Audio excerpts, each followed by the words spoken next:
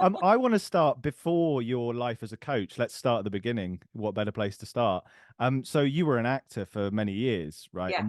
How how did you get into that career path? What was your journey into it? And at what age? I'm always find it interesting. What age did you kind of know you wanted to be an actor? I think I knew very young, but didn't give myself permission till later. So I think, like lots of people, when I was, a small child, I put on performances for the parents, charged them 10p to come and watch something where I dragged my brother into rehearsals for. And I did everything from the writing of the scripts to back in the day when you had vinyl records, the B-side would often be an instrumental. So I could put lyrics to that, Yeah. create my own little musical and do effects, like to try and tomato ketchup blood patches. I mean, like full on just the creatively just really enjoyed everything from the writing to the drama to all of that. And it was only when I was at school when I did a play. I kind of went to state school in the days of NUT strikes, so there was no extracurricular activities. There was no Mm. chance of drama A level. I wasn't involved in a stage. It sort of just wasn't on my radar to do Yeah. anything like that. But in the sixth form, we decided to put on a play. Us, not the teachers, we put on a play, and we did a play called Dracula is Undead and Well and Living in Purfleet. And I played What a Renfield. title. I know, I love the title. And I played Renfield, who's Dracula's mad sidekick, who believes that if he eats spiders and flies, he'll gain their, abilities to fly and so forth. Mm. And it was just delicious part. And I just got some really fantastic feedback. And it was the first time it occurred to me that, oh, maybe I could actually do this, as opposed to, well, everyone wants to do this, but you get on and do something proper. Yeah, it doesn't seem realistic. I Yeah, completely, yeah, can empathize with yeah. that. Mm. So that was sixth form that I thought, wait a minute. And then I started thinking I'd like to go to drama school, but had very sensible northern parents who were like, Plan we had, B as well. we had hopes Yeah. that you might have, a degree, something to fall back on. I was like, okay, well, I'll do a drama degree. And they're like, mm, no, we were thinking. Yeah. Have you thought about Yeah, accounting? exactly. So in the end, I thought, right, well, I'll kind of compromise, and I did a Spanish degree and then went to do postgrad at drama school. And so I kind of thought, well, I'll do that for my parents. Maybe they then will help me go and do the thing I actually want to do. Yeah, But yeah, and I'm glad of that. It was an interesting degree. I had a great time at university. So mm. we come the path we come. Yeah, I think in many ways, because I went to drama school straight from school, and in many ways, I think I probably would have gotten more out of it if I not necessarily done a degree before, but at least had a few years to figure out who the hell I was, because Yeah, it's a yeah. massive, life shift when you go to drama school and you're sort of, all your insecurities come out all at once, and it's not easy for an 18, most 18-year-olds anyway. Yeah, I mean, I can't totally imagine that because that wasn't my route. I think they found us postgraduates a little bit kind of difficult Mhm. because maybe when you're younger, you just sort of do as you're told. By the Yeah. time you're a postgrad, you're like, but why? But why are Yeah. we doing this? And you know what you want, and yeah, absolutely. Yeah. But equally, I think we're in an industry where some cracking on earlier can be advantageous. So I suppose there's pros and cons to either route, and that's why I'd say there are multiple routes. Absolutely, absolutely. And it sounds like one of the things I really loved when I've worked with you briefly, was hearing your story. I really admire actors who it's a hard old slog initially. It's not a massive immediate rise to success. And it sounds like for you, you absolutely worked your butt off, Yeah. to get any opportunities you could. So chat to me just a little bit about, yeah, Mm. the first sort of 5 to 10 years out of drama school and the challenges you face and how you got through them. Yeah. So I think like lots of people, I mean, the whole I think concept of the overnight success, I think is non-existent anyway. I've got a background in PR, so that sort of thing we love to tell people, but it's not true, Yeah. And behind the scenes, before you see someone have an overnight success, there's been lots going on. Um, but I did this postgraduate course at Mountview and left and did the showcase, not having any concept of the business side at all. And I thought it was really great because whilst I was only doing this postgrad, it was 4 terms, which meant we came back when everyone left for summer and did this other term and graduated in October. Now, with my understanding of how the business works, that's a really bad time to come out as Yeah. a graduate because agents have taken everybody in the earlier parts of the year. Mm. Excuse me. So, but again, maybe I just wasn't good enough. I'm sure you improve as you go along. But at that particular time, I was obviously good enough to get into drama school, but didn't get the agent. I think there are other reasons that are in play. And I There's a think myriad, isn't there? It's so random at times. It can depend on what year, what they're looking for year on year, really, what's marketable at the time, etc., etc. you're so right, Daniel. And I think I wish I'd known. A big part of what I like to do now is tell people what I wish I'd known when I was younger, because I only understood a world of, so it sounds so innocent, meritocracy, Mm, where if you're a decent person who worked hard and you were good, it would just happen. yeah. And so I had an absolute, kind of wake up call that no, lots of us, I mean, barely anybody got agents from that showcase. And we just didn't have a plan. And I think drama schools are a lot better now at giving, not all of them, but some of them are really good at giving actors some kind of concept of what you might do, what else you can do yourself. But, Mm, we were kicked out, I say, without an agent. I didn't have a plan. Like I had no clue what to do. If you can imagine it, is pre-internet. mm. So there's no YouTube, there's no film yourself on your phone, there's no Spotlight's a book. You've Yeah. got one headshot in there and it's Mhm. black and white and it stays there for 18 months. You can't update anything on there. It's set in it's I mean, looking back now, it's kind of almost like beyond my imagination, and I lived through it. So I can't imagine what a contemporary Yeah.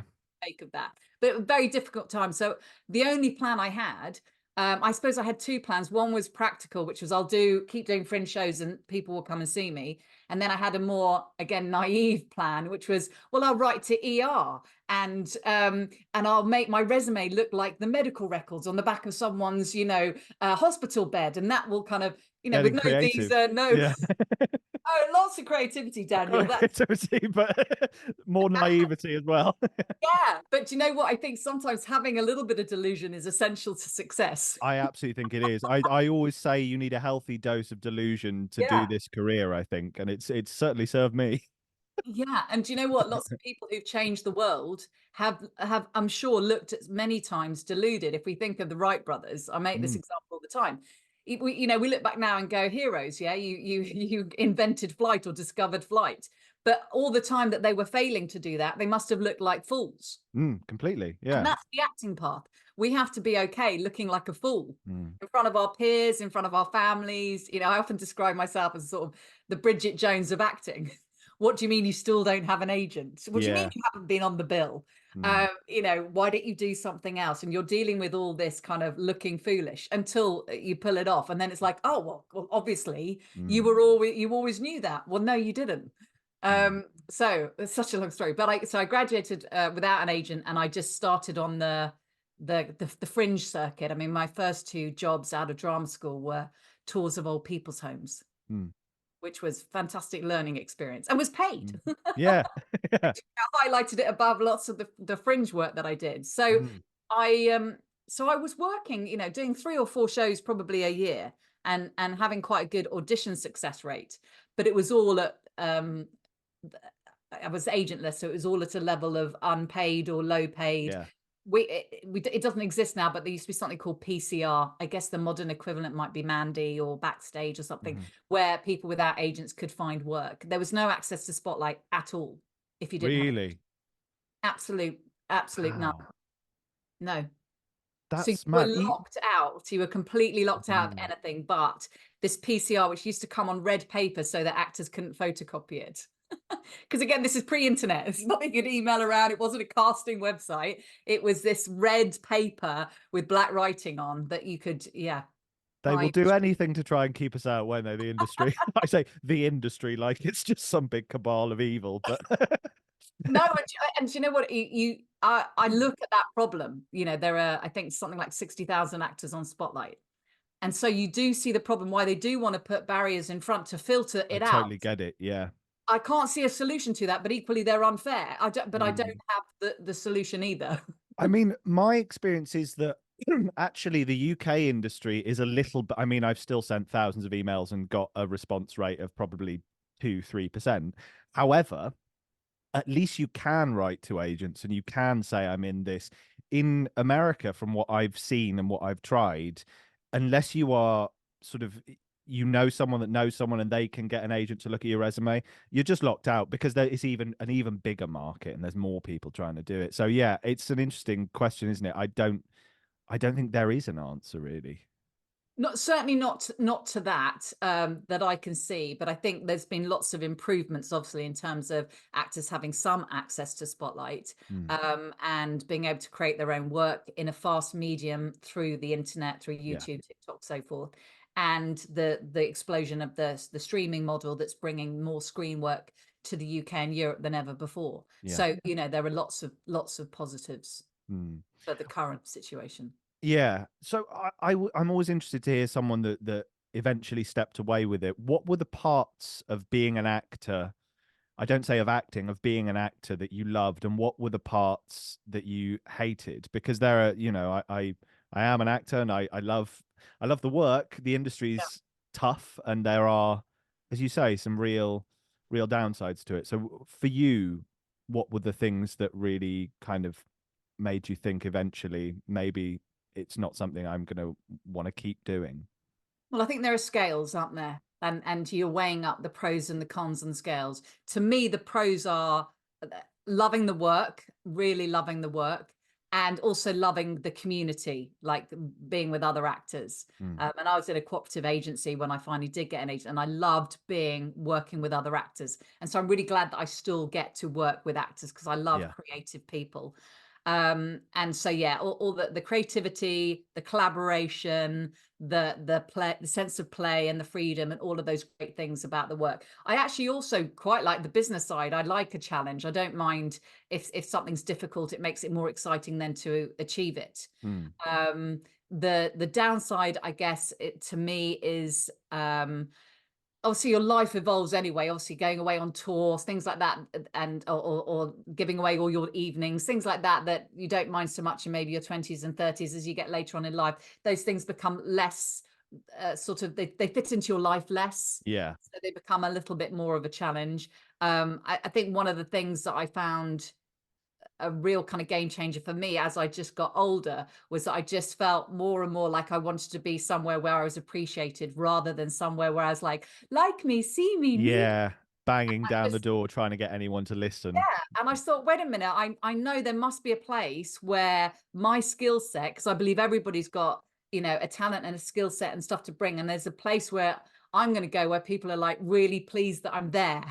Instead of Yeah. sort of being in this relationship with someone who's not that into me. Yeah. Oh God, that is a good metaphor for the entire I, I process of use being I an use relationship metaphors all It the time is, with my it's like an clients because it abusive is. relationship almost, isn't it? It really is. You give it everything and it gives you very little back sometimes.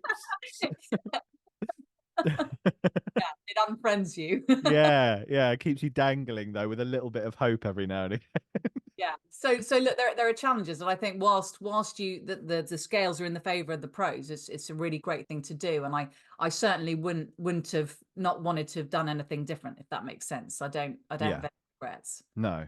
Was there a grieving process when you did step away from it? Because obviously, actors often get asked, "Have you thought of giving it in?" And in certain, I don't think I've ever seriously thought of it.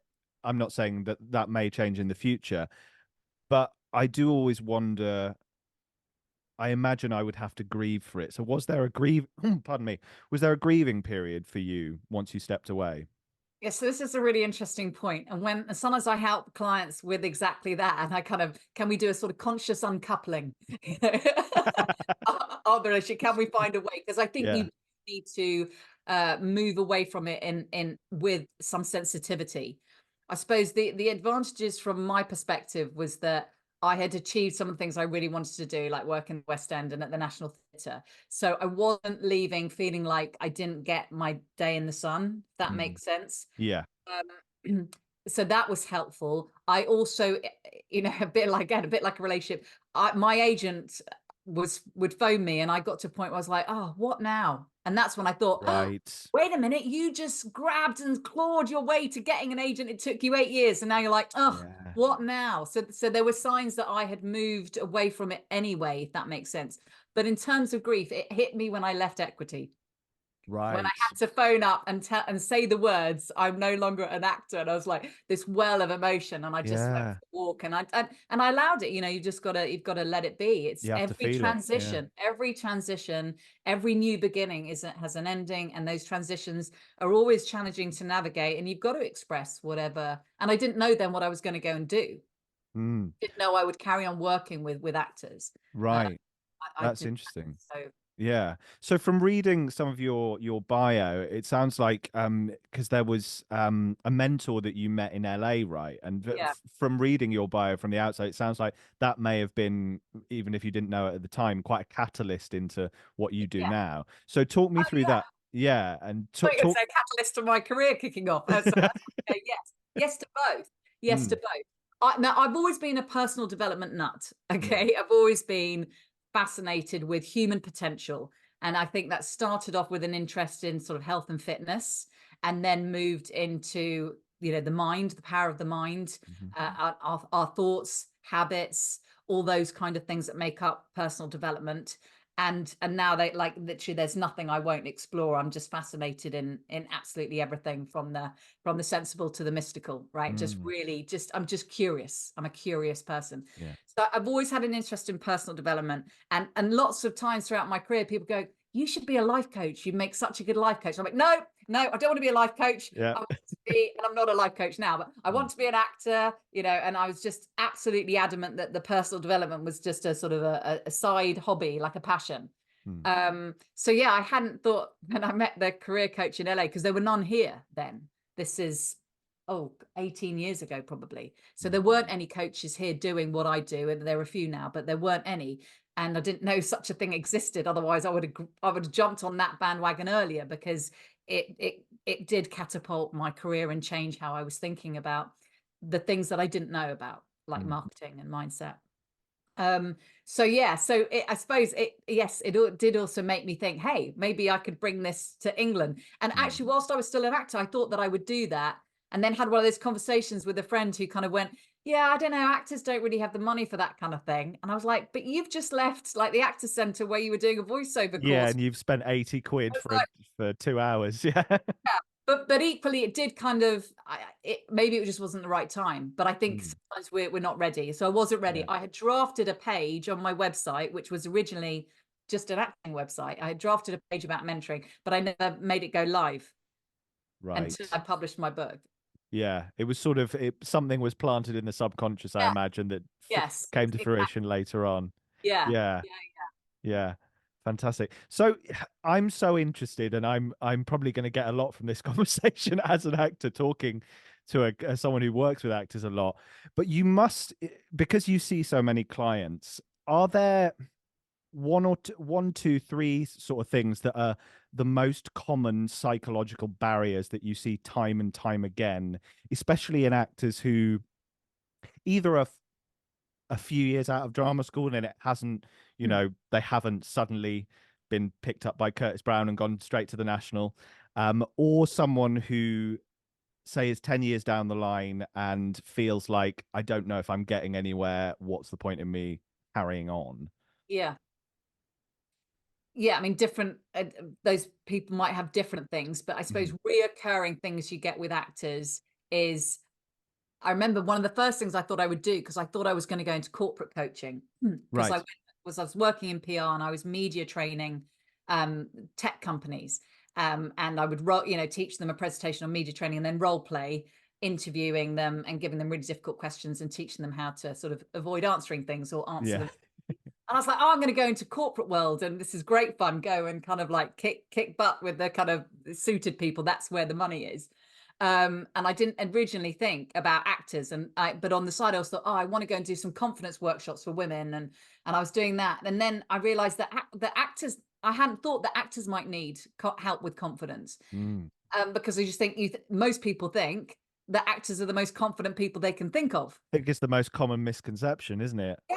And then Mm. I suddenly realized, wait a minute, no, actors, sometimes they start off confident, but confidence needs maintaining. Mm. Confidence is not you've got it, you're done. It's Yeah. it needs maintaining, like the voice needs maintaining. Mm. And so it can dip if we're getting in the room but not booking. It can dip if we're not getting in the room and no one's responding and we're shouting out into the ether. So that kind of confidence piece, which is connected to belief, self-belief.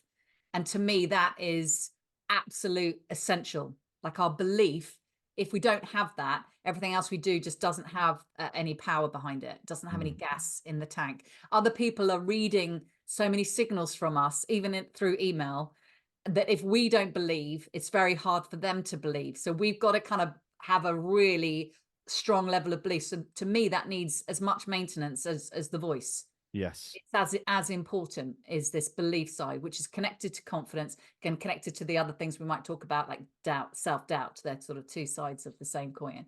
So I think there's lots in that arena. And then you get people who just lost because they don't have a plan, like I was. They just didn't have a plan. They weren't taught how to do any of the business side of it. They can't take empowered action because they don't know if it's the right action or what action that might be. Yeah. So you kind of get those. Obviously, the people who come to me tend to already be people who are ambitious, hardworking, the kind of person that reaches out to a mentor. They're already at a certain kind of level of, but equally, I'm that kind of person. I'm a go-getter, kind of write books, run marathons kind of girl. But equally, you can have, you know, dips in your discipline or dips in your motivation. I think especially when you're going it, you can be the most, you know, confident person in the world, but when you come into contact with an industry that is so hard like this, it's bound to take something from you at some level. I think and I think it's something I mentioned to you when I did a session with you was the thing I find difficult is I have almost I would say almost sociopathic levels of self-belief in terms of I know what I'm good at. I know that I have talent. I know I work hard. I know I love it. I know I have a place in the industry based on my talent. But as we say, meritocracy, as we talked about earlier, sometimes the belief has really, and I think it comes across in emails sometimes, it's like the industry's giving me a signal that no one's replying to me. I don't have a place here. So it's difficult sometimes to separate that belief in your own ability and the belief that anyone in the industry is ever going to take a chance on you and you're ever going to get anywhere. Yeah. So I call this the difference between possibility and probability. So again, back to the kind of the deluded. We need an element of delusion. It could be me, but we also need to have a grounding in reality.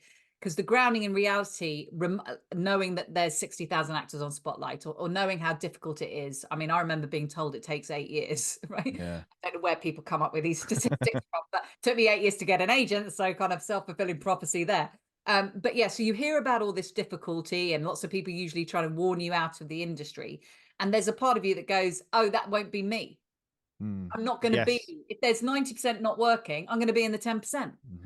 And an agent will look at more at probabilities and try and give you a realistic, in inverted commas, because realism is perception based and therefore individual, a realistic view of the industry. And I will have a grounded one, but we want to know it enough to understand that if we don't get the response from the industry that we want, it's not about us. We need to know enough about, then we need to disregard it because it doesn't help us.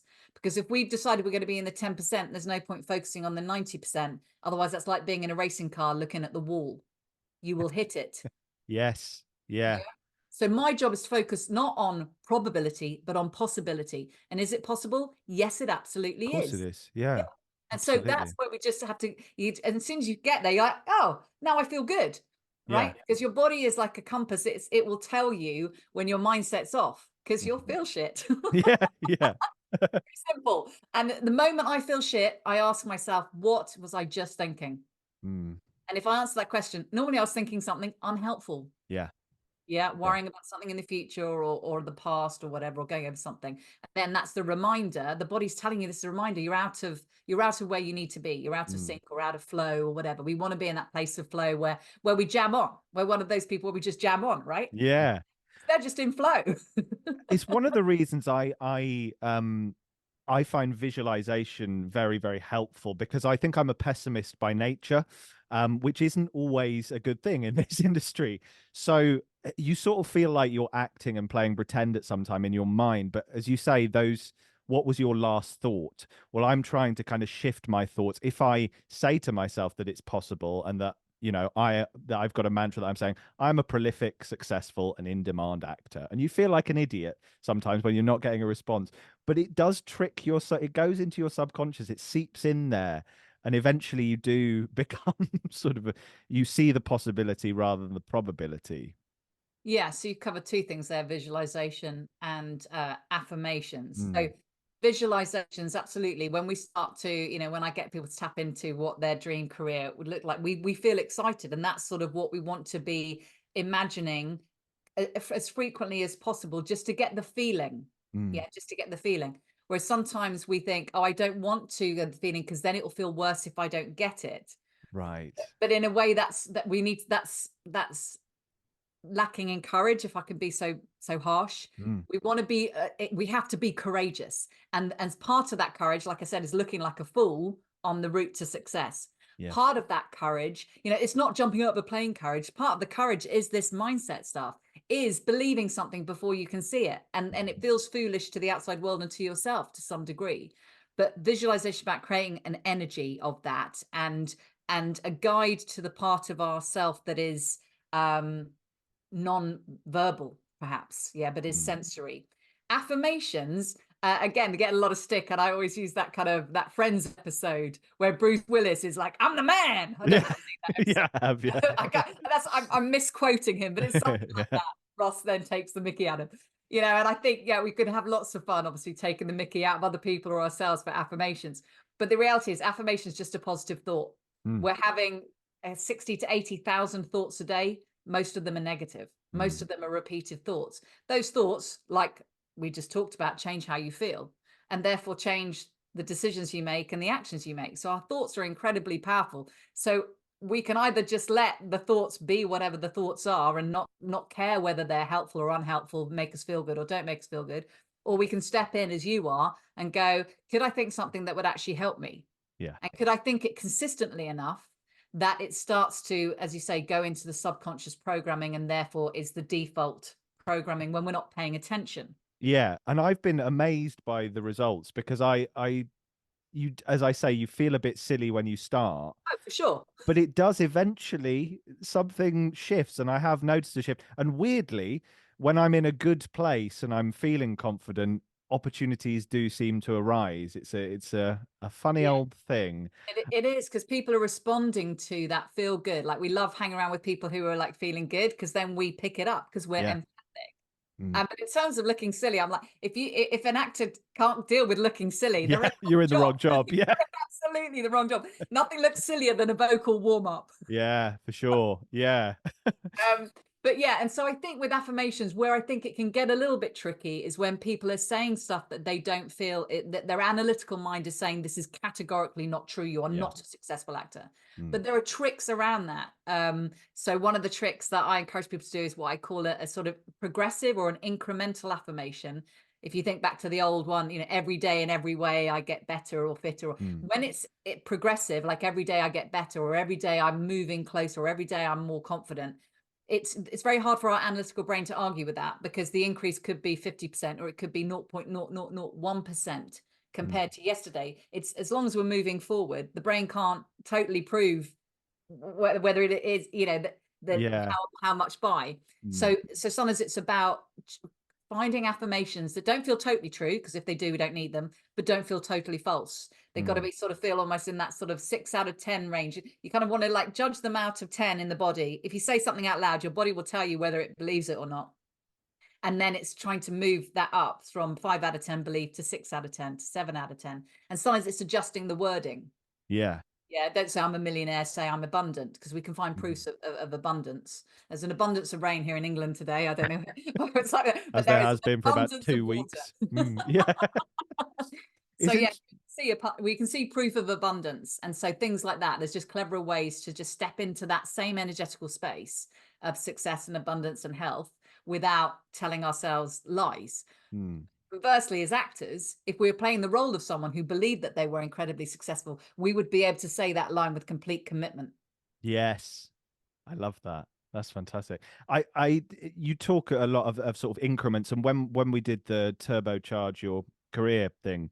I found that super helpful. And I've sort of this sort of methodology of chunking things rather than I read a book called, and it's a business book actually, it's not for creative careers, but it works for anyone really. It's called The 12-Week Year. I don't know if you've I don't know that one. It's fantastic. It's I like basic. recommendations. Yeah, honestly, give it a read. I thought it's helped me no end, because the sort of theory behind it is that if you set an annual goal, you can plan 10 years, 5 years, all that's great. So, but if you're going, I need to get this done by the end of 2024, your brain's kind of got too much time to go, well, I'll do it in 6 months, I'll do it in 8 months. If you chunk your years into 4 12-week years, Yeah. then there's this kind of necessity to get things done. And I've really found it useful. And I'm on week 5 of year 1 at the moment. But Awesome. you can't have more than about, 1.5 to 2 bad weeks where you don't do enough. Otherwise, you're going to miss out on the goals you've sort of set yourself. But That yeah. sounds worth a read. I Mm, yeah, definitely think it's so easy to go to set a kind of goal for ourselves. Like, and I give the example of write a book. yeah. It's like, when is that going to get ticked off? 3 years time? So we've Mm, got to chunk it down, and then we've got to put that in the schedule, decide how long it's going to take, put it in the schedule, and get real. It's yeah. literally, we've got to take it down. If you're taking a car apart, you've got to take it piece by piece apart, haven't you, and put it back together in the right way, and you'd have a little place for all your screws and bolts. And don't know why I've started a car analogy, There we Daniel. are. We've had Know nothing relationships. We've about got cars. cars now. Stick to your field, Charlotte. Oh, But it's you interesting. get my point. You can't just take it all apart. It has to be a little bit little, and we need to do that, because it's so easy to just go, oh yeah, I need to do this thing, and it's too big. Yeah. Yeah. And it just becomes overwhelming. And then I've found it becomes a self-fulfilling prophecy. If you set your sights far too big and then you fail, you start to think, I'm a failure, I'm never good, and that rolls into everything you do. 100%. It's better to do less, Mm, to commit to less and achieve it. Like, yeah. just one thing. And I think I said this on my workshop You that did, you were yeah. on. If you just think, what one thing can I do today to move my career forward? If you just did that one thing every day, you would still see a vast improvement than having a big plan that got off the ground maybe for 3 days, and then you exhausted yourself, or didn't get off the ground, that you kept kind of waiting till all the conditions were right to start it, because it's so Yes. big. Yeah. Yeah, you've got to chunk it down. When you said the sort of possibility and probability thing, it made me think of, and they're not the same thing, but it just made me think of how important I feel, and I don't know what you think about this, but I feel in order to stay sane doing a creative career, you have to sort of separate what you can control from what you can't control. Um, and I don't really know what question I'm asking here. I'm just sort of asking for Let me talk about that then. advice. Yes, it's sort of how first of all, how do you acknowledge what is in your control and what is out of your control, and then how do you implement a plan to, I suppose, not allow the things that are out of your control to affect you too much. Okay, sounds like two separate things. So the only thing in our sphere of control is us. That's it. It's that simple. So my thought processes, to some degree, are in my control if I either stay present, in which case in this moment I can choose any thought I like. So I either stay present, or I do some work like you've been talking about, affirmations, to build the subconscious programming, so that when I'm not present and I've defaulted to autopilot, that is running in a helpful way. So I can Mm, control my thoughts to some degree. And then that impacts feelings, and that impacts actions. And so that's what's in my sphere of control. What happens externally is not in my sphere of control, but I believe we are still all collaborating, and I have influence. yes. So I have influence, but not control over. And so, and then if something happens externally, I have control over my reaction to that, and how I Mm. decide to process my feelings about that. But maybe you can talk more about the second half of what you said, which I think was how you don't let it. It sounded like there was something external impacting the internal. Well, I think it goes back to that thing of belief. We said that has to be the thing, the foundation. Yeah. Otherwise, there's no gas in the tank. So, at an internal level, that belief has never gone. However, I do find that the external can take little chips out of your self-esteem and make you think that I'm wasting my time and I'm getting nowhere. But I suppose you have to think that if I have that belief, and as you say, I take control of the things I can control, i.e., me and what I do. If I am then taking control of that and I am working to the best level I can, then it's trying to find a belief that externally things will start to manifest, because if I have the belief that I'm good and I am the best I can be, then things will start to happen for me when people see that. Yeah. Okay. So if we were having a session together and you said to me, I feel like I'm wasting my time, I'm getting nowhere, I would say the first time I hear that thought, I would want to decide to change it. Mm. I call this catch, delete, replace.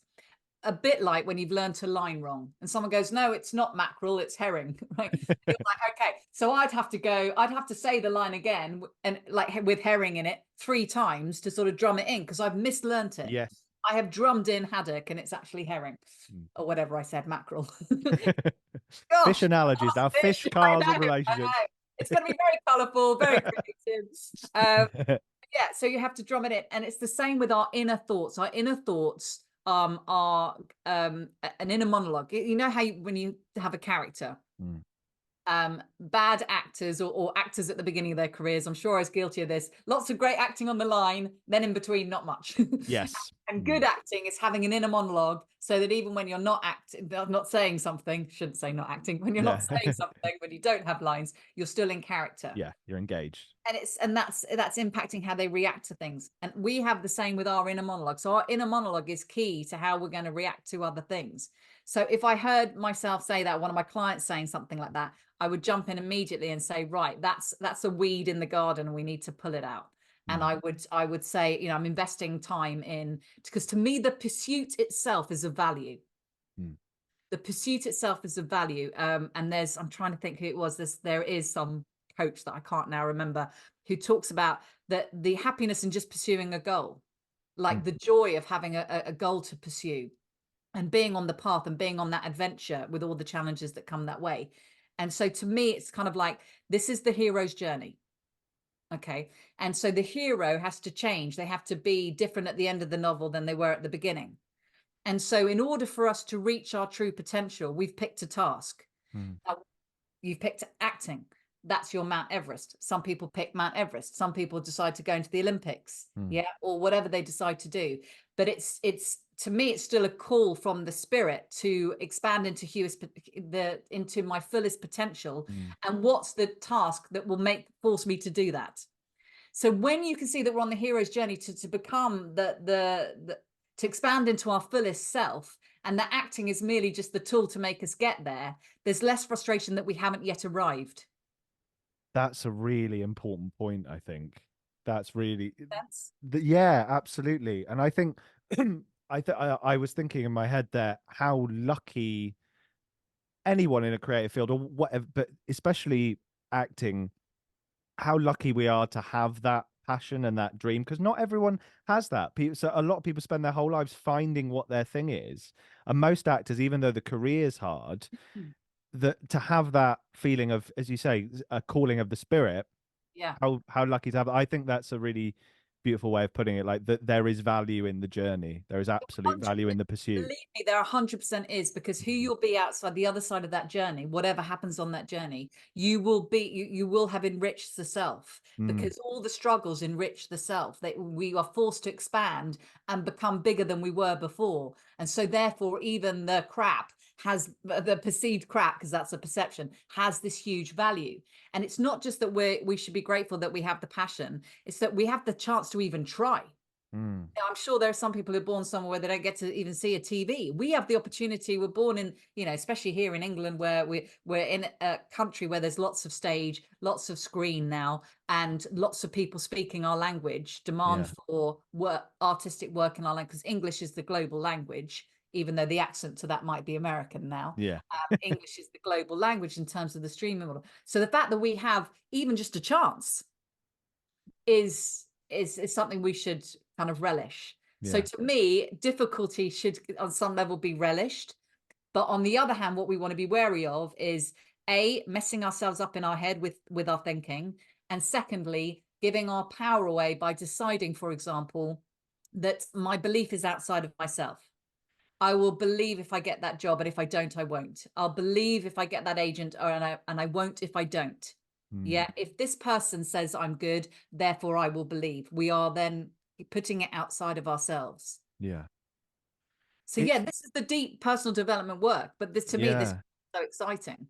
Yeah, it is exciting. It's just it's the conundrum for me is how to keep that belief when externally maybe it's taking a little longer, or you're not getting any sort of affirmation that it is working. But that's all part of the journey as well, I suppose. I think you have to just decide with absolute conviction that it's going to happen, and you don't care how long it takes, you're going to damn well do it. Because that's certainly what I had. I was like, I don't care how many times people say no, I'm going to continue till you cave. Right? The universe is going to cave to my will, and I'm just going to keep going until it does. Yeah. Because if you're the Wright brothers, again, like, oh, how do I keep my belief? I was coaching the Wright brothers, just go back in time into an imaginary world. And they're saying, I don't know, Charlotte, the last one didn't fly, the one before that didn't fly, you know, but we needed them to have conviction. And so on some deluded level, they had a conviction that they categorically were going to make it work. I can't speak for them, obviously, I don't know them.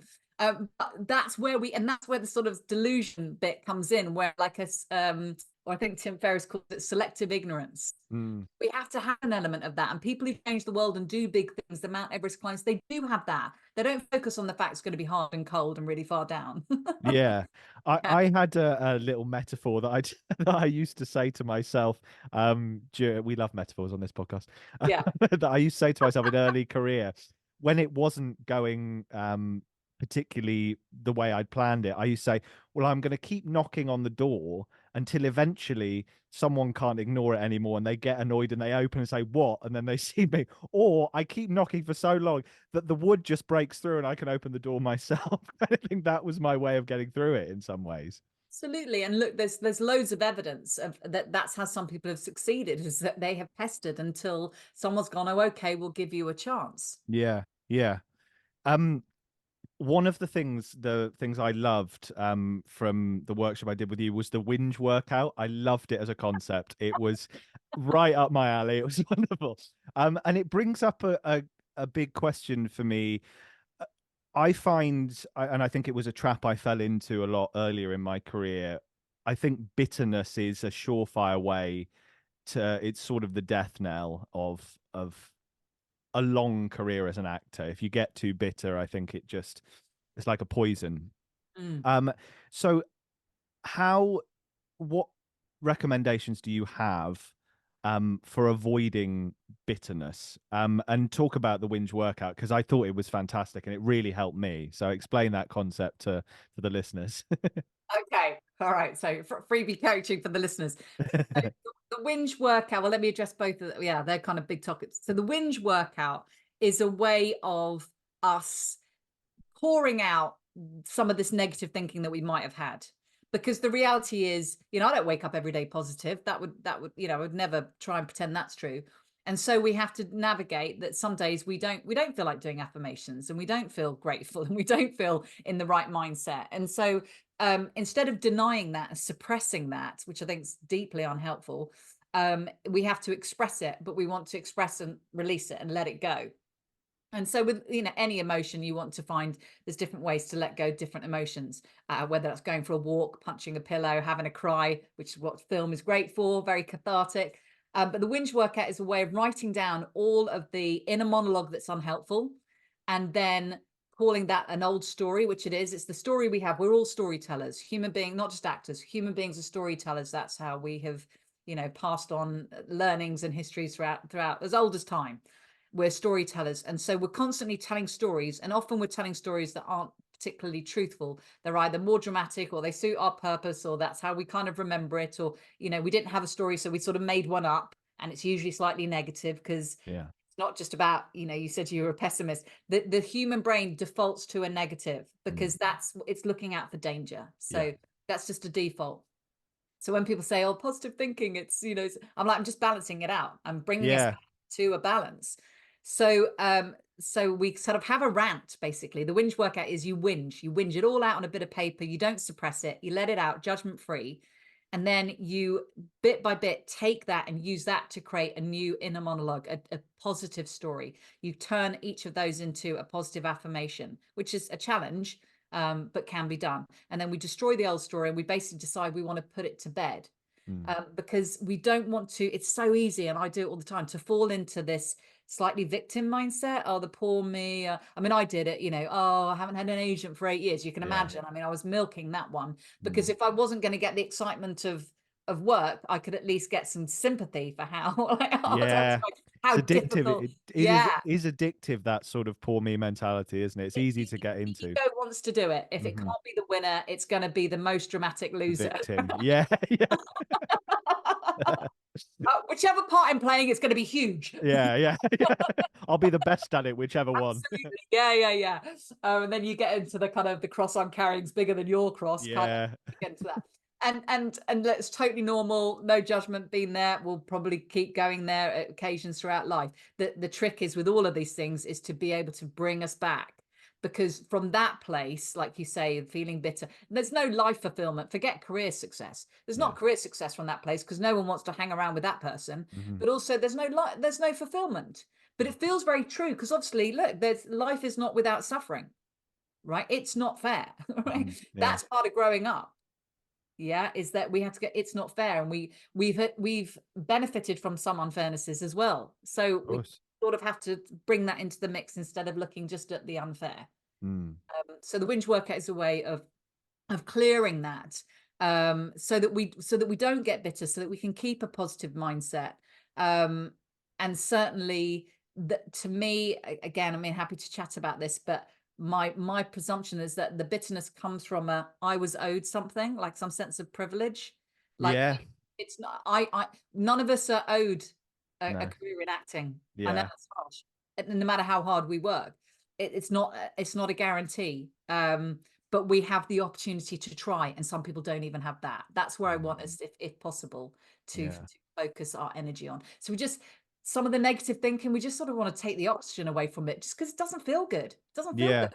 It doesn't make you more successful to kind of have a more realistic, pessimistic kind of view. It doesn't. It doesn't help.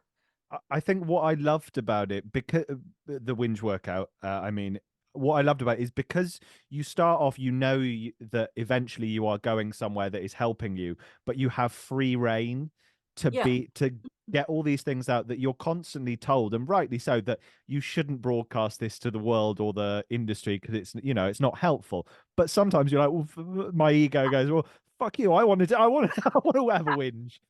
So I loved that, and then turn it into affirmation. Well, do it whenever you want, because I think it's just human nature that will creep in. If I can't win, I'm gonna. There's two characters, aren't there, in the movie? There's me, the winner, and then there's me, the kind of loser. But I'm gonna be like a big dramatic character. So if you're gonna make me the loser, I'm gonna be loud. I'm gonna be grumpy. I'm gonna be like I'm gonna literally fully inhabit that character. Yeah. And look, and in a way, we can sort of almost play with that we're kind of having a bit of fun sometimes inhabiting our kind of poor me, kind of like, oh, that's another fine mess I got myself into. But so you can do it anytime you want, just to release that.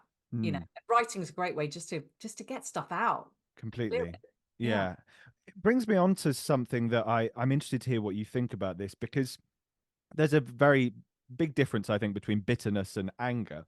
And I don't think anger is always, it doesn't have to be, if it's expressed properly, it can be a useful thing. Do you ever think with a career in any creative field, but acting, for my purposes, do you ever think anger can be a fuel? And what are the pitfalls? Is there a big balance with that? I imagine there is. What are your thoughts? Yeah, all emotions are guides to tell us something. So none of them are bad, in inverted commas, just some feel more comfortable than others. Anger's an interesting one because in terms of our no and our boundaries, anger can be a really helpful sign that a boundary is being crossed, either by other people or by ourselves. And a lot of it is done by ourselves. So anger can be helpful. Also, sometimes I think anger can be energizing. Whereas you sometimes see it with couples that they might pick a fight when they're tired because it gives them some energy. Yeah. So I think, like anything, we want to just be aware. Like, it's all back to this awareness of tuning in and go, oh wait, I feel angry, what's that about? Yeah, asking questions, what's that about? Oh, wait a minute, I've just crossed one of my own boundaries. I've said yes to something I didn't want to do, or someone else has crossed one of my boundaries, and it's a reminder to put that boundary back in place. Mm. So I'm not into suppressing any emotions, like I say. And if I wanted to maybe release some anger, and certainly if a boundary being crossed, I'd want to remove that emotion before I had the conversation, because then I'll be more intelligent. Yes. Yeah. Oh, I'd probably choose to, go for a stomp. There's lots of Yeah. beautiful countryside near me. So I'd go out and have a stomp and try and clear that. And usually, if I can come to an understanding of where it's come from, then I can address the real issue, which all emotion is just telling you there's something, pay attention to this. Yeah. What's the And anger that's trying to about tell it. you? Yeah, what's it trying to tell you?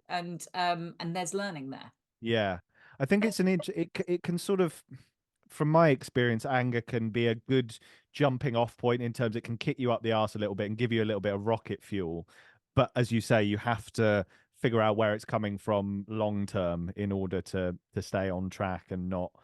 I think anger, in my experience, has tended to, I then self-sabotage if it stays around too long. Um, Okay. yeah, it's an And interesting. yeah, so it's noticing, any there's one of my favorite quotes, which is a Greg Braden quote, is everything without exception is a chance to show life mastery. And Mm, so when we're triggered by other people or stuff, that tells us we have a wound, right? We have something that we kind of want them to just stop doing the thing, but really the true learning, annoyingly, is that we have some wound, because someone else will have the same experience with that person and they won't be triggered. They might still think they're not great, but they're not going into kind of some sort yeah, of emotional instability, of kind of frenzy.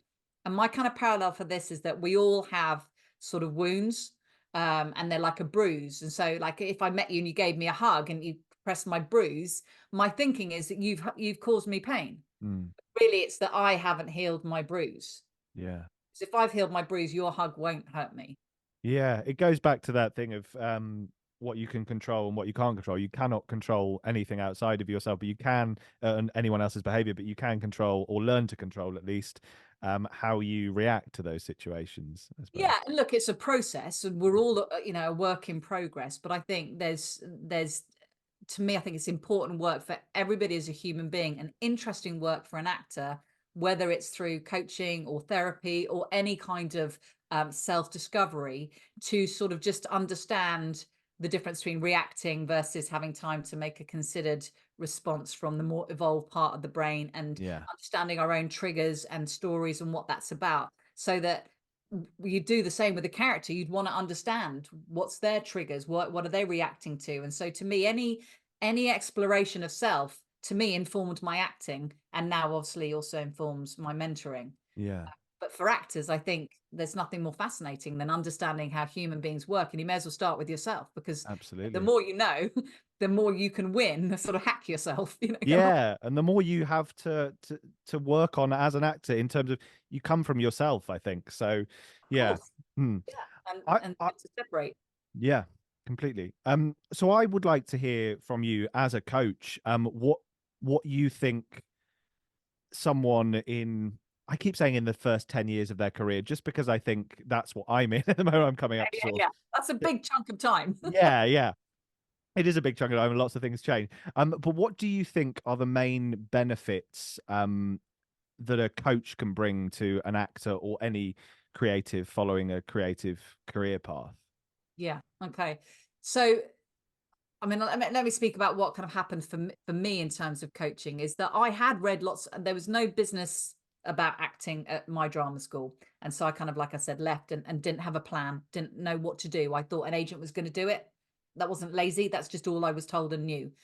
And so I had no understanding of marketing myself or anything like that. So to me, the benefit of having a coach was on both the marketing and the mindset. So there was a practical level of coming up with a plan, looking at my strengths, what we need to leverage and maximize, looking at weaknesses, what we might need to mitigate or work around, understanding things like brand, and then agent applications or networking with casting directors, making your own work, all of that kind of stuff, which is the what I would call the business side. Mm, Then there's the mindset stuff, which is the stuff we've been talking about, which is when people have got a plan, but maybe they're not following through because they are self-sabotaging, or they don't believe, or they've lost some confidence. It's then working with them on that side of it.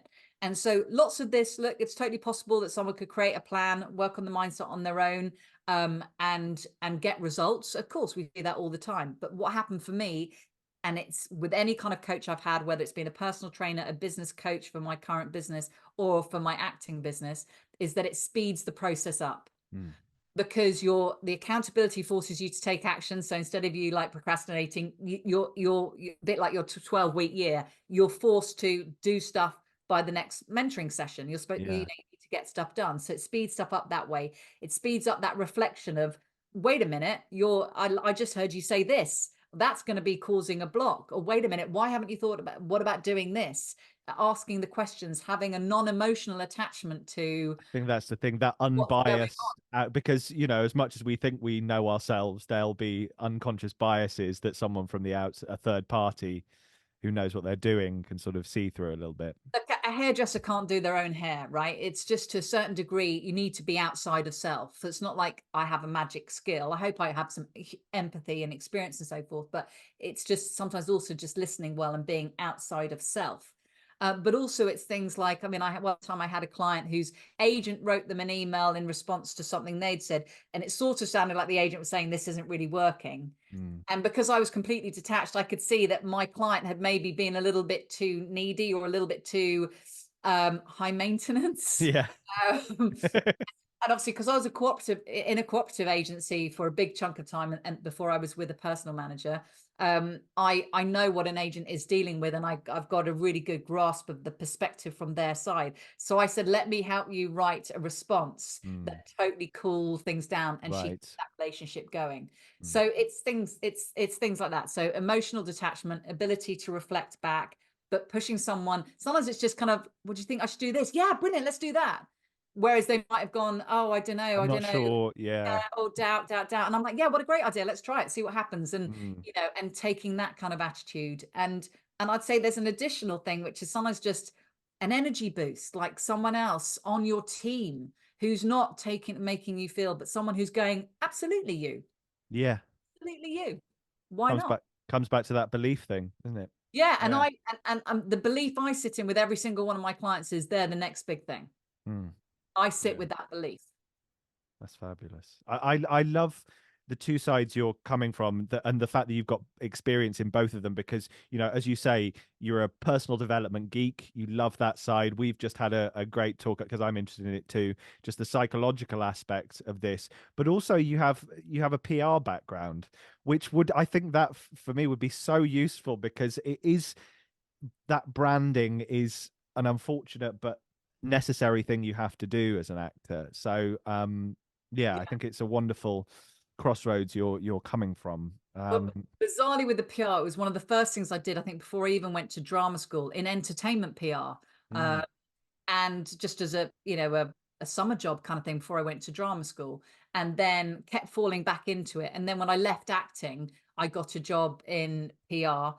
And I remember one of the managing director saying, you are so good at this. Oh my God, if you'd gone into PR, you'd have your own agency. And I'm like, this is what it's like being an actor, because all you're trying to do in PR is get cut through, get people to know that your clients exist. So at that time I was working in tech PR, you know, and in the same way that we think, oh, everyone's just paying attention to the big names. If it's not Thomas Hardy or it's not Jack Loudon, they don't want to know. Well, if you're creating a tech app, but you're not Google and you're not Microsoft and you're not Apple, yeah, they're feeling the same. that's such a good point. How do you get those little smaller unknown names who may have equally good stuff or better stuff and maybe at a better price? How do you get them up into the public awareness? How do you get people aware, and also how do you communicate the value of what they're offering? And that's what PR is. It's making people aware, brand awareness, and then communicating the offering, the value of that, and then the other stuff that goes along with PR, you know, social media,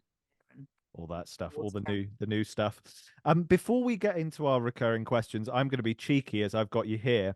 I've got an audition tomorrow. Charlotte Thornton. I've got an audition for a very big theatre that means a lot to me, has a lot of history in my life as well. And I'm sort of at this place where at the moment. I know where I want to go.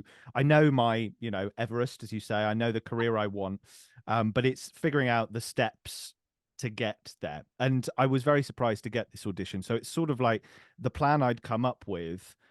If I were to get this part, it would sort of bypass one step. I'd be like sort of 3 steps up the ladder rather than one, which would be lovely.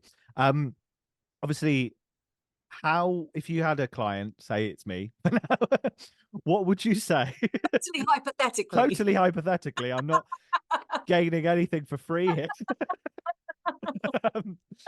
But going into it, I am nervous, and because as much as I want to go in and just say I've worked a lot, that I can solve your problem, this is my interpretation of it, there is that extra thing of like, oh God, that if I don't get this, I know how gutted I'll be, and if I do get this, my life could change, kind of thing. So if you had a client day before, what would your advice be? Thank Okay. you. Taking a few notes. Okay. Firstly, I'd never decide I'd be gutted. I think this is very interesting where we plan our emotional response. If I get home and my husband hasn't cleaned up, I'm going to be cross. I'm going to be really angry with him. Yeah. I'm scheduling in my emotional response ahead of time. We're going to have an argument in 3 hours. If Yeah. Just think how crazy that is. Why would you decide to plan in a difficult response? Yeah, look, and attached to that, I think we all need to feel okay with disappointment. Yeah, no, we can handle it. By the time you've got to a certain age, you've got a PhD in disappointment. Yeah, it's not going to break you, so you'll be fine. Yeah. So if you don't get it, you'll be fine. So that's the first thing. Let's not make a, oh, if I don't get it, I'll make it so. Yeah. Yeah. And reframe nervousness into excitement. Yeah. Because actually, you've got a great opportunity and you're excited. Yeah. And so nervousness is kind of like, well, I don't want to be excited because then there's that possible disappointment. I want to protect myself from that. So all this kind of stuff where we're trying to protect ourselves. Why don't we just be excited?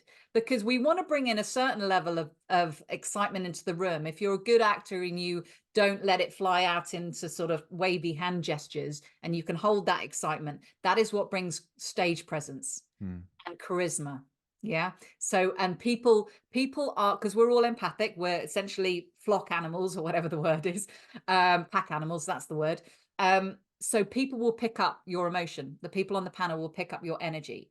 So if you bring the energy of nerves versus the energy of excitement, you can see that one I want to feel and one I don't want to feel. Yeah. So bring the emotion that I would also like to feel, because you're bringing a shared gift into the room. And part of that gift, other than your talent and your choices for the piece, is your energy. So reframe it into excited. And I would also write down why you think you'd be a wonderful choice, which is very different to why it should be me.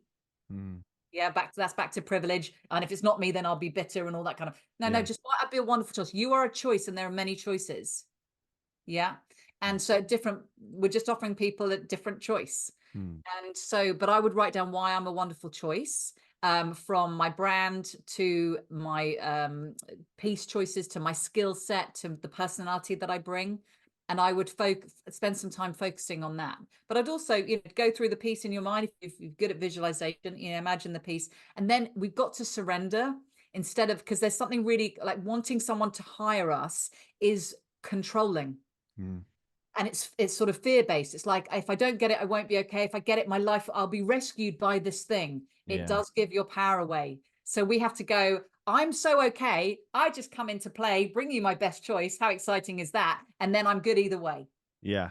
I know that sounds like, what? How did we do that? But if we know what we're trying to do, that is ultimately what we're trying to do. Yeah. And so we have to get to this point, and it sounds crazy, of surrender, of just giving our option up and knowing we are going to be okay either way. Yeah. Because it's a limiting to belief to say that this is the only thing that might make you jump 3 steps ahead or whatever. Yeah. Yeah. It might be other things. I know it doesn't actually feel like that in the current reality, because we've only got the moment that's here. We don't know what's happening in the future. Yeah. But I think going that with an excited mindset, knowing why you'd be a wonderful choice, but not with privilege, not with it should be me. We want to always worry about the shoulds. You're just bringing a wonderful choice, and then allow them the free will, the courtesy of free will to choose. That's brilliant. Thank you, Charlotte Thornton. And you can invoice me when I get the part. I don't take commission.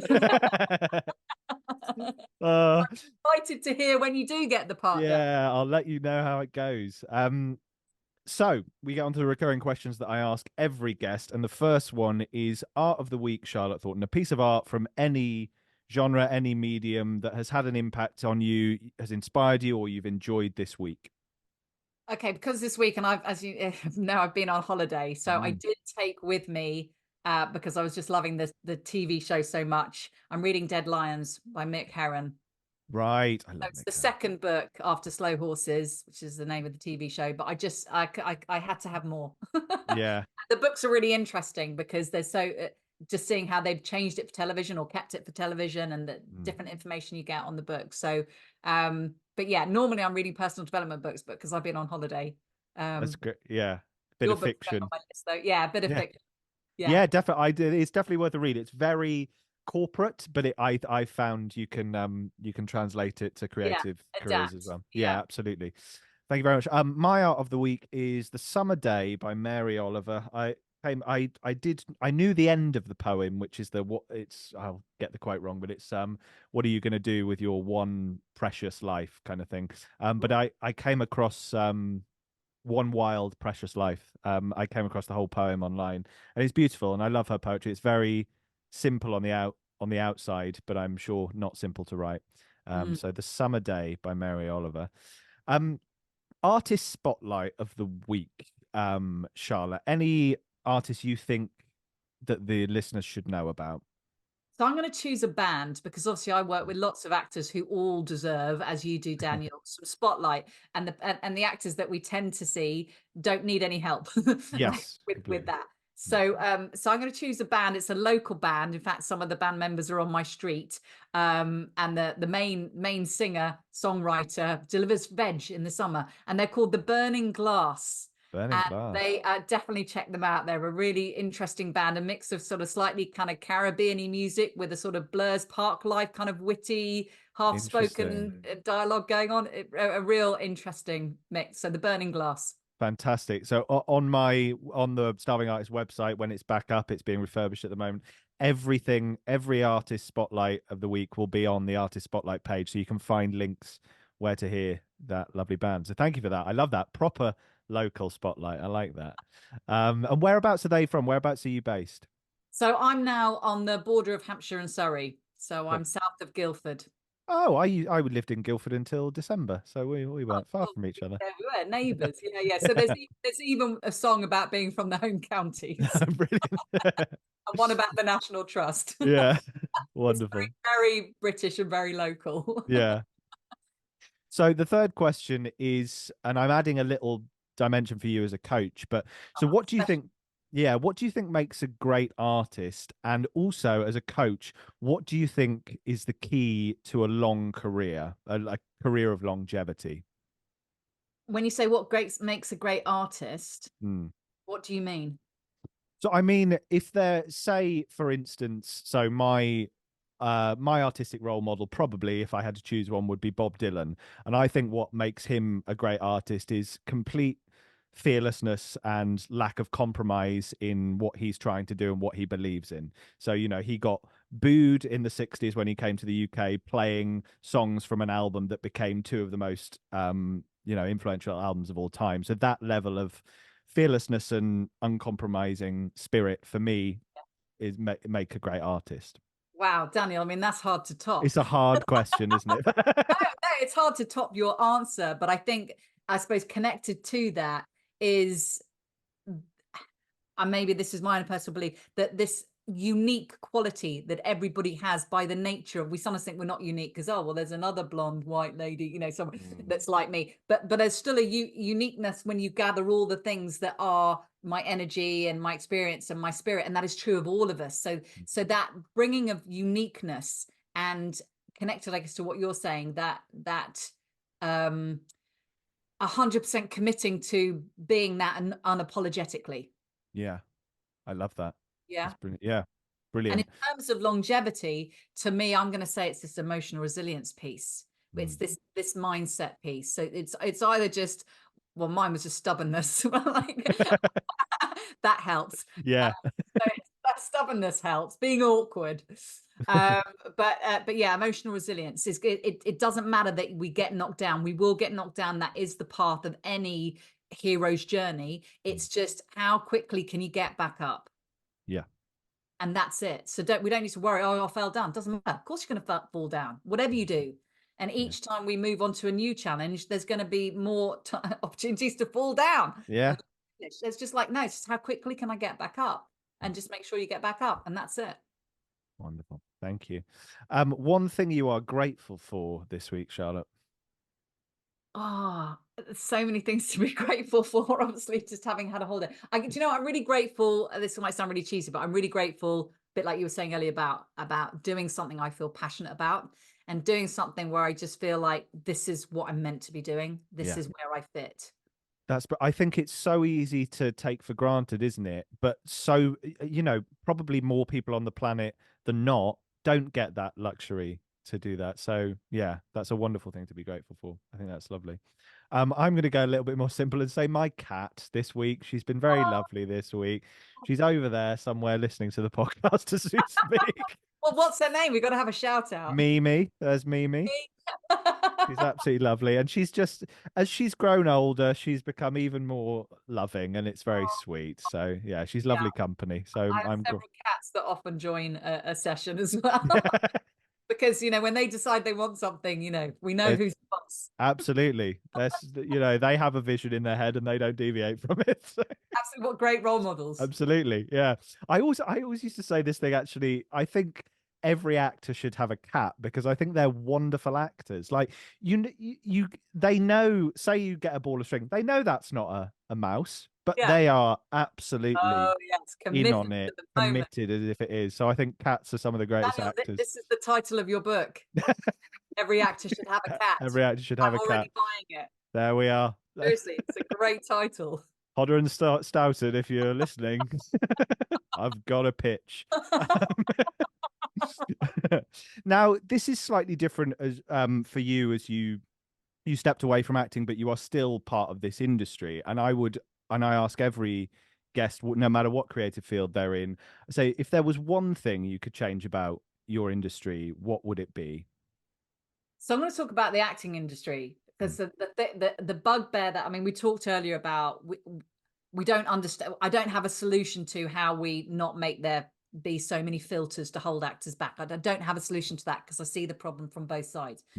But the thing that I think needs to change is a sort of a snobbery and hierarchical viewpoint that, for example, a fringe actor is just a fringe actor. Instead of any other business where there's equally lacking in meritocracy and there's nepotism and all kind of things that go on, same as acting.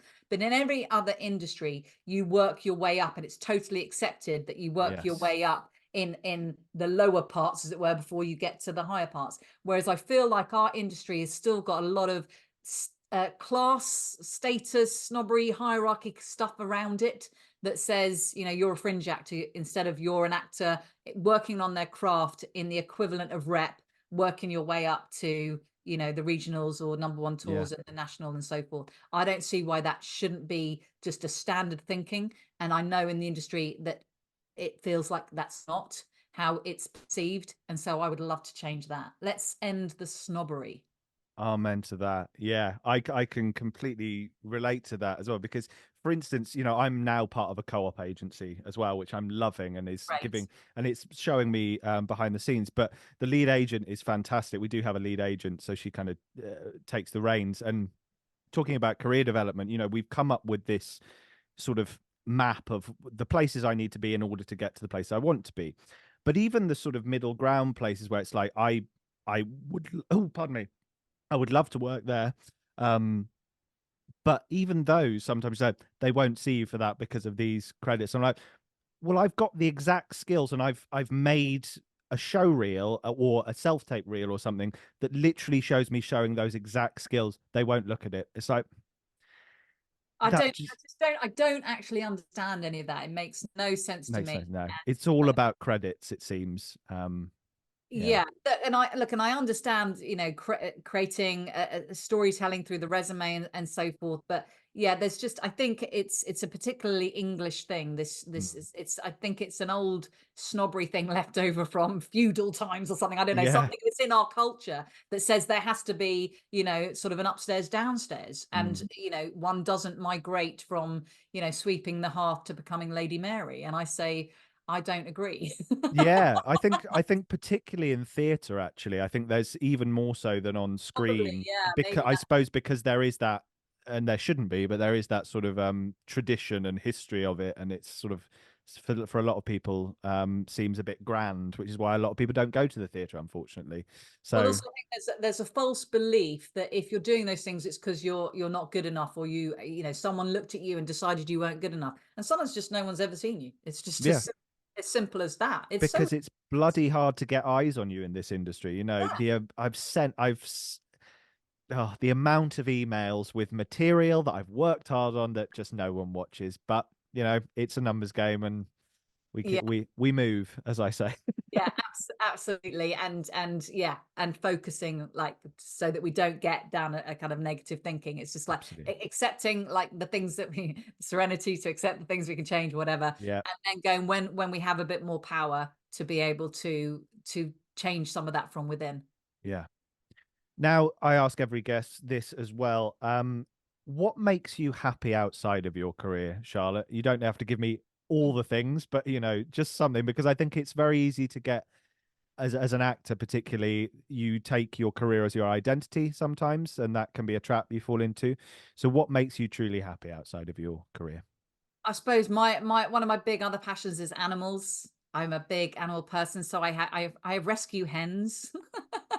What are their names? So Fleur, Poppy, Clara, oh, I'm gonna be in trouble now, Daphne and Daisy. Lovely. I have two pet sheep, Minty and Berry, didn't name them. So they're all rescues, and the cats are rescues as well. I should probably name Mm, drop them as you name dropped Mimi. So Jasper and Rosie are my two cats. And I do some volunteering for an animal hospital. So like a wild animal hospital. So usually mm. hedgehogs and Oh. mainly hedgehogs, mainly clearing hedgehog enclosures. But I would like to learn some more so that I can. A lot of the hens that I rescue, because they come in such a bad shape, because they've had sort of 18 months of just full on lights in some sort of Mm, industrial place, so that they lay lots of eggs. And once they've been rescued, they often need a lot of care um, and literally healthcare. My husband says mm. they've got literally booper down in the but as natural as possible. Like, there's amazing things you can do with apple cider vinegar. So I'm really interested in I guess holistic health, Mm. and for humans and animals, but in particular what I can learn to help the animals. So at some point I'm end up expanding the sanctuary. That's so lovely. I'm just picturing a little hedgehog enclosure now. Weirdly, I hadn't seen a hedgehog in years, because unfortunately there's far too few of them Well, now. they're But nocturnal as well, Daniel. that So true, that's hopefully. that's true. But as a kid, I used to see them, you'd see them a fair bit about. And when I was living in Guildford, actually, there was a family of hedgehogs living in our garden, and I found out accidentally by walking outside in the dark, and I accidentally sort of, I didn't hit it very hard, but I felt this Yeah. thing. I was like, oh, what have I just Yes. run into? And then you'd see it. They're gorgeous little things. Well, I Um, just there's so much that animals can teach us, obviously, because they are totally present in the moment in mhm. a way that we're not, and they don't seem to have that kind of victim mindset that we can fall into. You'll see a dog with three legs, and they're just like living life. They're Yeah. like they I'm a dog with almost three haven't legs. noticed. Yeah, yeah. So I Yeah. think they've got a lot to teach us. Different animals teach us different things, but yeah, that's my kind of happy space, so kind of hen meditation. Wonderful. That sounds absolutely joyous, and a very worthwhile thing to be doing as well. And finally, Charlotte, tell people about your work. Tell them where they can find you and all the things you've got to shout about. Brilliant. So my website's my name, charlottethornton.com. I'm going to be at the Actors Expo, which is, well, I don't know when this is coming out, actually. I don't know when your podcast. It'll be a while, probably end of March, I think, this one. I'll So, scrub that then. I'll have done yeah. the Actors Expo. I should do them more regularly. When I get a team behind me, we'll do these. We'll release a day after. But yeah. Oh, no, that's cool. But yeah, if you come to my website, I think one of the great things that people will be able to maybe jump on board with is I've got a free class on there. It's like a 5-day challenge, and it's moving from that sort of victim mindset to a victor mindset. It's just one of these classic, you give me your email address, I'll keep in touch, or you can unsubscribe. But yeah, and you'll get a free course. So for like 5 days, just taking people through, including the whinge workout. Fantastic. Can highly recommend the whinge workout. Very therapeutic and very helpful. And are you on social media? If you are, we'll put your handles in the episode notes. Yes, I'm on Twitter, on Instagram, and I'm on Facebook. But I'm mostly active on YouTube. I've got my own channel, Talent Isn't Enough, which is also the name of my book. Probably should have said that. Yeah, don't forget So that. I do mindset videos on my YouTube channel. Fantastic. Charlotte, thank you so much for giving us your time. I loved the workshop you did, which is why I reached out to you. And yeah, thank you so much for talking to me. I really appreciate it. Like, I'll be sending the vibes tomorrow. Here we go. Fingers crossed, baby.